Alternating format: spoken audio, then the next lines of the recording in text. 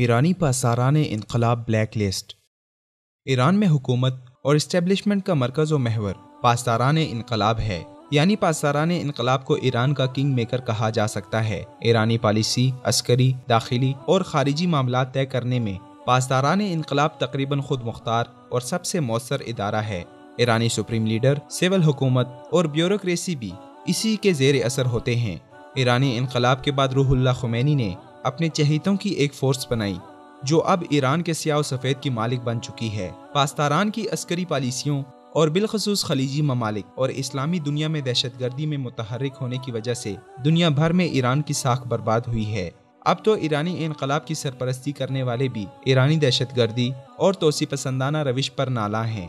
امریکی وزارت خزانہ نے جمعے کے روز ایک بیان میں کہا ہے کہ اس نے ایرانی پاسداران انقلاب کو بلیک لسٹ کر دیا ہے۔ میڈیا ذرائع کے مطابق امریکی وزارت خزانہ کی طرف سے جاری کردہ بیان میں کہا گیا ہے کہ پابندیوں کی نئی فہرست میں ایران کے 4 ادارے شامل ہیں، جس میں ایک چینی کمپنی بھی شامل ہے جس پر پاسداران انقلاب کے ساتھ تعلقات کا الزام ہے۔ امریکی صدر ڈونلڈ ٹرمپ نے کہا ہے کہ ایران دہشت گردی کی سرپرستی کرنے والا سرکردہ ملک ہے، جس کے ساتھ بقول ان کے 2015 میں کیے جانے والے سمجھوتے میں شدید بنیادی نوعیت کے سقم ہیں جس کی توثیق نہیں کی جا سکتی۔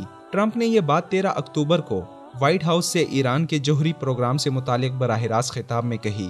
ٹرمپ نے ایران کے بارے میں نیا سخت انداز اپنانے پر بھی زور دیا، تاہم یہ نہیں کہا کہ معاہدے کو فوری طور پر یکسر ختم کیا جا رہا ہے۔ انہوں نے کہا کہ وہ امریکی محکمہ خزانہ کو حکم دیں گے کہ وہ ایران کے پاسداران انقلاب پر نئی تعزیرات عائد کرے جو دہشت گردی کا سرپرست ہے۔ ایران کی جانب سے جوہری اور بیلسٹک میزائل پروگرام جاری رکھنے اور مشرق وسطی میں شدت پسند گروپوں کی حمایت کرنے پر اپنے پالیسی خطاب میں صدر ڈونلڈ ٹرمپ نے ایران کے ساتھ زیادہ محاذ آرائی والے موقف اپنانے کا تفصیل سے اعلان کیا۔ ٹرمپ نے کہا کہ ان کا مقصد اس بات کو یقینی بنانا ہے کہ ایران کبھی جوہری ہتھیار حاصل نہ کر سکے۔ ٹرمپ نے کہا کہ ہم ایسی راہ پر گامزن نہیں ہو سکتے جس کا انجام واضح طور پر مزید تشدد اور دہشت گردی کی صورت میں سامنے آئے گا، اور اس بات کا حقیقی خطرہ موجود ہے کہ ایران جوہری ہتھیار کے حصول کی جانب قدم بڑھاتا رہے گا۔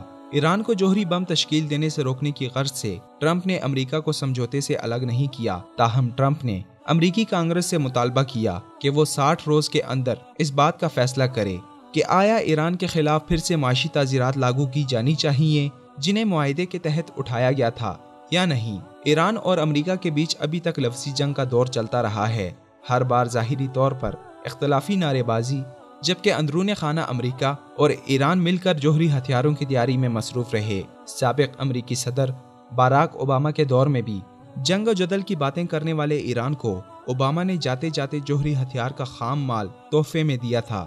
اب ٹرمپ پالیسی میں دیکھنا ہے کہ ایران امریکہ رومانس حسب سابق برقرار رہتا ہے یا پھر کچھ تبدیلی واقع ہوتی ہے۔